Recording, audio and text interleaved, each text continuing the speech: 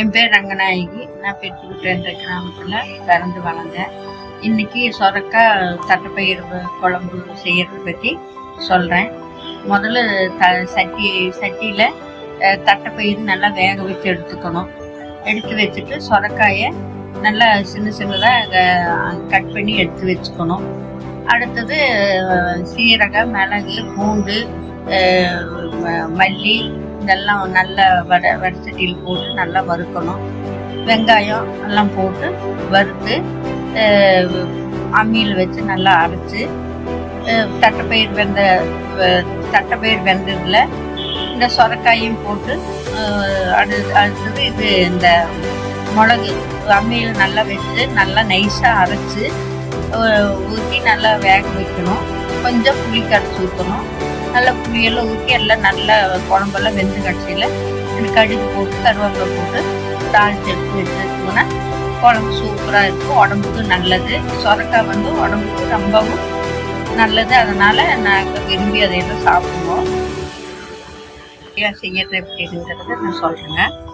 முதல்ல கடலைப்பருப்பு ஒரு 1/2 கிலோ மாதிரி எடுத்துட்டு அதை நல்லா கழுவி நல்லா சட்டியில் போட்டு நல்லா தண்ணி ஊற்றி வேக வைக்கணும். நல்லா வெந்து கடைசியில் கையில் எடுத்து பார்த்தோம்னா நல்லா கைக்கு நசுக்கிற மாதிரி இருக்கும். அப்போ எடுத்து வச்சுட்டு இந்த எடுத்து ஆற வச்சுட்டு வெல்லம், உருண்டை வெல்லம் இருக்குல்லங்க, அதை எடுத்து தட்டி அந்த பருப்புக்குள்ள போட்டு நல்லா பிசையணும் தான். நல்லா பிசைஞ்சா நல்லா உருண்டை மாதிரி வரும். அதில் கொஞ்சம் ஏலக்காய், தேங்காய் பூவெல்லாம் போட்டு நல்லா பிசைஞ்சு எடுத்து உருண்டை பண்ணி எடுத்து வச்சிடணும். அடுத்தது மைதா மாவு வாங்கி மைதா மாவு எடுத்து அது ஒரு பாத்திரத்தில் போட்டு நல்லா தண்ணி மாதிரி நம்ம இட்லி மாவுக்கு தோசை மாவு ஊற்றுற மாதிரி தண்ணியாட்டு கரைச்சிக்கணும். அப்புறம் இந்த இது உருண்டை பண்ணி வச்சுருக்கிற கடலை மாவு எடுத்து இந்த சொய்யான இதுக்குள்ளே தடவி எண்ணெய் பச்சட்டி வச்சு எண்ணெய் ஊற்றி நல்லா காஞ்ச கடைசியில் இந்த உருண்டையை எடுத்து இந்த மைதா மாவில் கலக்கி நம்ம எண்ணெய்க்குள்ளே போட்டு எடுத்தோம்னா நல்லா சொய்யா மாதிரி நல்லா பருப்பு மாதிரி நல்லா வரும். கம்பு மாவு 1 கிலோ கம்பு வாங்கி எடுத்து நல்லா ஊற வச்சுக்கணும். காட்டு கம்பாக வாங்கி ஊற வச்சுக்கணும். அது ஊற வச்சு நல்லா ஒரு 2 மணி நேரம் நல்லா ஊன்று கடைசியில் அந்த கம்பு மாவை வடிகட்டி உரலில் போட்டு நல்லா இடித்து ஜலிச்சு நல்லா மாவு மாதிரி எடுத்து வச்சுக்கணும். அடுத்தது வெல்லம் போட்டு பாகு காய்ச்சி நல்லா பாகு வந்த உடனே அதை எடுத்து இந்த மாவை கலக்கி நல்லா உருண்டை பிடிச்சோம்னா நல்லா கம்பு மாவு நல்லா இனிப்பாகவும் நல்லா இருக்குங்க, சுவையாகவும் இருக்கும். ஆனால் இடித்து செய்கிறது தான் நல்லதுங்க. இப்போல்லாம் மிக்சியில் போட்டு செய்கிறாங்க, அவ்வளோ டேஸ்ட் இல்லை, அது உடம்புக்கு கெடுதல். ஆனால் அந்த இடித்து ஜலிச்சு போட்டு செய்கிறது ரொம்ப டேஸ்ட்டாக இருக்குங்க. குழந்தைகளுக்கு அது உடம்புக்கு ரொம்பவே நல்லா இருக்கும். இது அடிக்கடி எங்கள் வீட்டில் நாங்கள் செய்வோம், குழந்தைகளுக்கும் கொடுப்போம். அது வெண்டைக்காயை நல்லா எடுத்து நல்லா கழுவி ஒரு பீஸாக ஒரு சின்ன அளவுக்கு நறுக்கி எடுத்து வச்சுக்கணும். அடுத்தது இது கொத்தமல்லி, வரமிளகா, பூண்டு,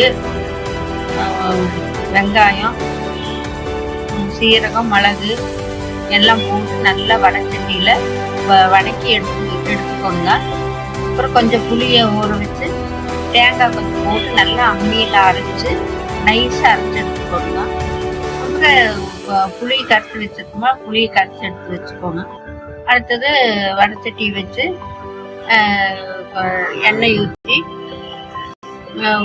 கடுகு, கடலைப்பருப்பு, கருவேப்பிலை எல்லாம் போட்டு அதோட கொஞ்சம் வெந்தயம் போடணும்.